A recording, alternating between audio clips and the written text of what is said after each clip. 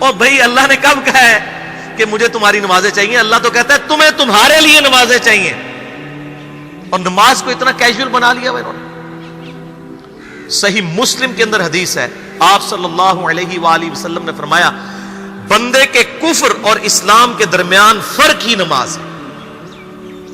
جو نماز پڑھتا ہے وہ مسلمان ہے، اور جو نماز نہیں پڑھتا وہ پاکستان کے شناختی کارڈ میں مسلمان ہے، اللہ کی ڈیفینیشن میں وہ عملاً کافر ہے۔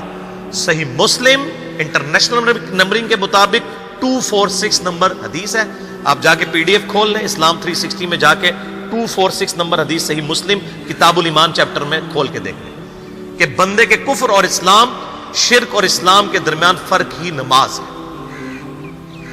آپ بے شک اپنے آپ کو مسلمان کلیم کرتے رہے، لیکن وہ شناختی کارڈ والا مسلمان ہے، نکاح طلاق والا مسلمان ہے، اس کا جنازہ بھی پڑھ دیا جائے گا، پیدا ہوگا اذان بھی دے دی جائے گی، اللہ کے حضور وہ مسلمان نہیں ہے، وہ بس کلمے کا ہی ہم احترام کرتے ہیں، ادروائز تو عملاً کافر ہے وہ۔ اسی طریقے سے جامعہ ترمذی میں حدیث ہے، سنن نسائی کے اندر حدیث ہے، سنن ابن ماجہ کے اندر حدیث ہے کہ آپ صلی اللہ علیہ وآلہ وسلم نے فرمایا جس نے نماز چھوڑ دی گویا اس نے کفر کیا، من ترک الصلاۃ متعمدا فقد کفر۔ اب اس سے زیادہ اور کیا سخت بات کی جائے کہ کسی کو یقین آئے کہ جس نے جان بوجھ کے نماز چھوڑ دی اس نے کفر کیا۔ اب جان بوجھ کے یہ نہ سمجھیے گا کہ جی میں بال بچیاں دے وہ کمائی کرتا رہنا تھا منو ٹائم نہیں ملتا۔ جان بوجھ کی ڈیفینیشن بھی نبی علیہ السلام نے بخاری اور مسلم میں موجود ہے کہ اگر کوئی شخص بے ہوش ہو جاتا ہے یا سویا رہ جاتا ہے، یہ دو آپشنز ہیں، یا تیسرا آپشن ہے وہ بھول جاتا ہے، تو جیسے یاد آئے اسی وقت وہ والی نماز پڑھ لے۔ لیکن جو شخص دنیا کو ٹاپ پرائورٹی مانتا ہے، اپنا آفس چھوڑنے کے لیے تیار نہیں، اپنا کلینک چھوڑنے کے لیے تیار نہیں ہے، اور اپنی دکان چھوڑنے کے لیے تیار نہیں ہے نماز کے لیے، تو ظاہر ہے کہ وہ تو اپنے آپ کو دھوکہ دے رہا ہے۔ اللہ تعالیٰ تو اپنے معاملات کے اندر بالکل اسٹریٹ فارورڈ ہے، بالکل یہ ذہن میں رکھ لیں۔ جامعہ ترمذی میں صحیح سند کے ساتھ موجود ہے، عبداللہ بن شفیق تابعی رحمہ اللہ تعالیٰ کہتے ہیں کہ صحابہ کرام علیہم رضوان صرف نماز کے چھوڑنے کو ہی اعمال میں سے کفر سمجھتے تھے، یعنی وہ کسی کو نماز پڑھتا ہوا دیکھتے تھے تو کہتے تھے یہ مسلمان ہے، اور کسی کو نماز پڑھتا ہوا نہیں دیکھتے تھے تو وہ کہتے تھے یہ کافر ہے۔ یہ جامعہ ترمذی ہے، یہ کوئی سٹوری بک نہیں میں سنا رہا آپ کو۔ مسند احمد میں صحیح سند کے ساتھ حدیث ہے، نبی صلی اللہ علیہ وآلہ وسلم نے معاذ ابن جبل سے فرمایا معاذ اللہ کے ساتھ کسی کو شریک نہ ٹھہرانا، خواہ تمہارے ٹکڑے ٹکڑے کر دیے جائیں، تمہیں سولی پہ چڑھا دیا جائے، تمہیں آگ میں جلا دیا جائے، اللہ کے ساتھ کسی کو شریک نہ ٹھہرانا، اور معاذ نماز بھی نہ چھوڑنا، کیونکہ جس نے نماز چھوڑ دی اللہ تعالیٰ کے ذمہ کرم سے وہ نکل گیا، اللہ کے حضور اس کے لیے کوئی حصہ نہیں ہے جس نے نماز چھوڑ دی۔ کتنا کریٹیکل ایشو ہے۔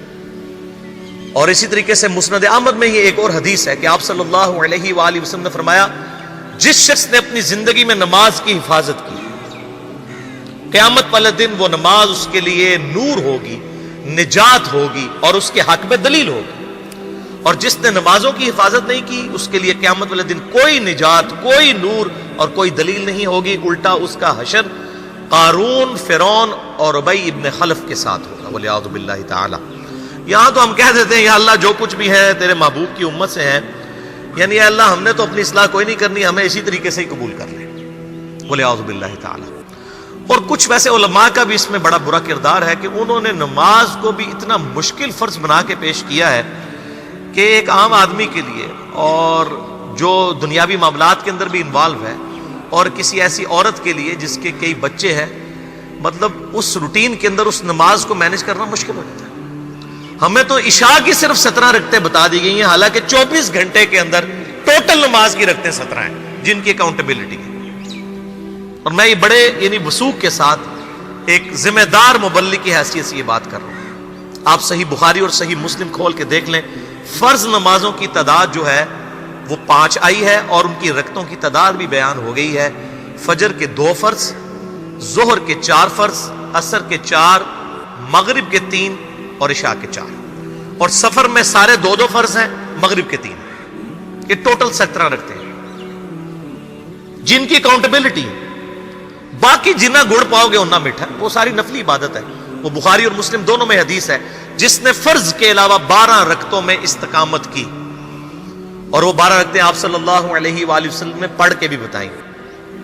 اور امہات المومنین میں سے سیدہ عائشہ نے، سیدہ ام سلمہ نے، سیدہ ام حبیبہ رضی اللہ عنہن نے روایت بھی کی کہ 2 فجر سے پہلے، 4 ظہر سے پہلے، 2 ظہر کے بعد، 2 مغرب کے بعد، 2 عشاء کے بعد.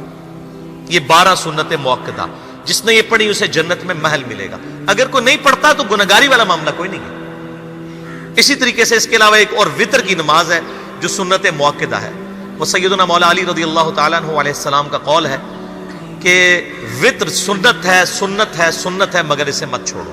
ہے سنت ہے لیکن تاکیدی ہے. آپ صلی اللہ علیہ وآلہ وسلم نے سفر میں بھی وطر اور فجر کی 2 سنتیں پڑھی ہیں، لیکن یہ صرف افضلیت کے اعتبار سے تاکیدی ہیں، ان کی کاؤنٹیبلٹی کوئی نہیں ہے.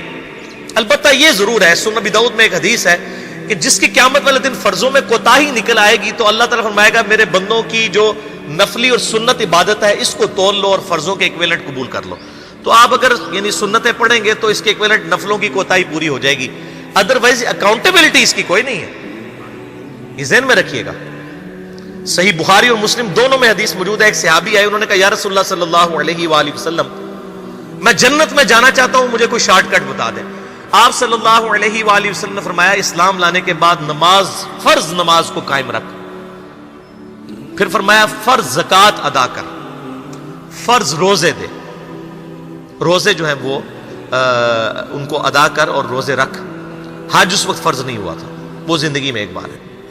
تو اس نے کہا یا رسول اللہ صلی اللہ علیہ وآلہ وسلم جتنا آپ نے مجھے بتایا نہ میں اس میں ایڈ کروں گا نہ اس میں سے کوئی چیز مائنس کروں گا.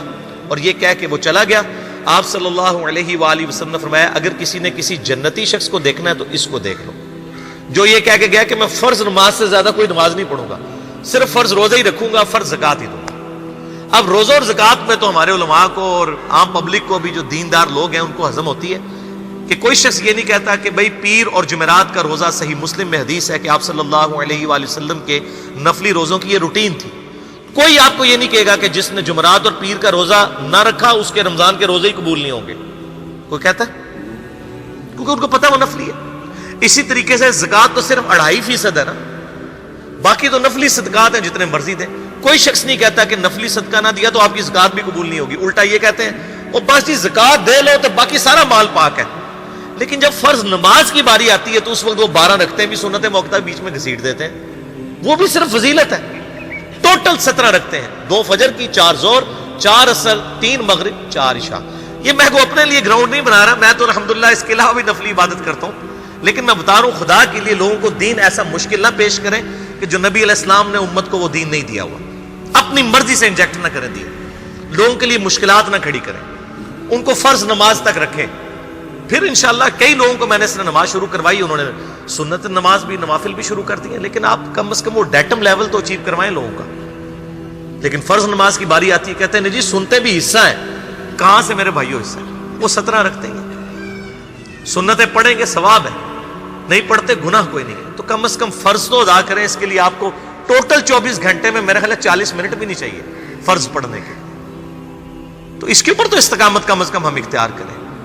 اور چھوٹی چھوٹی جو نٹی گٹیز ہیں ان کو تو ہم نے اتنا فالو کیا ہوا ہے، اور فرض نماز کے بارے میں ہم اتنے کیجول ہو جاتے ہیں. تو یہ فرض نماز کی امپورٹنس اس حوالے سے ضروری تھی، اس لیے میں نے ساتھ ہی بیان کر دی.